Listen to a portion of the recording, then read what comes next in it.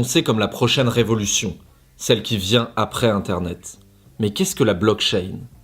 La blockchain, c'est d'abord une promesse, celle de pouvoir se faire confiance sans se connaître et sans intermédiaire.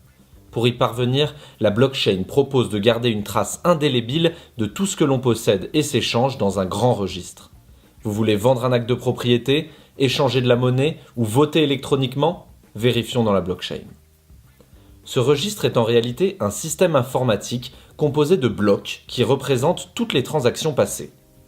Avant de valider votre nouvel échange, des machines vont scanner l'ensemble de la blockchain pour s'assurer que vous possédez bien ce que vous prétendez. Une fois validé, ce nouveau bloc vient s'ajouter dans la chaîne. En bref, la blockchain donne un nouveau pouvoir décentralisé aux utilisateurs face aux entreprises et au pouvoir public. Pour mieux comprendre son fonctionnement, intéressons-nous à sa meilleure illustration, le Bitcoin.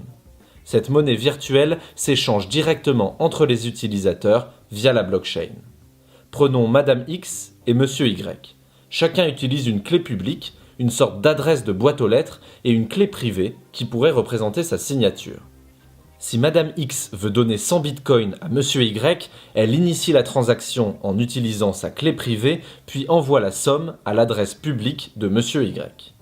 L'ensemble de ces interactions est consigné dans la blockchain, dont tous les utilisateurs peuvent avoir une copie. Cet historique de toutes les transactions effectuées indique la date, le montant, les clés publiques des deux utilisateurs, mais pas leur identité réelle.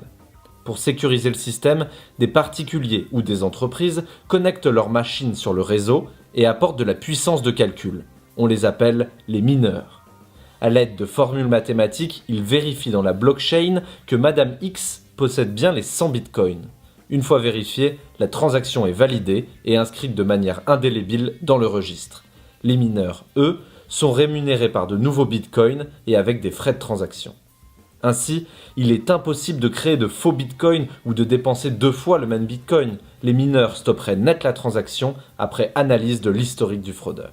Ce principe de la blockchain fait aujourd'hui des émules.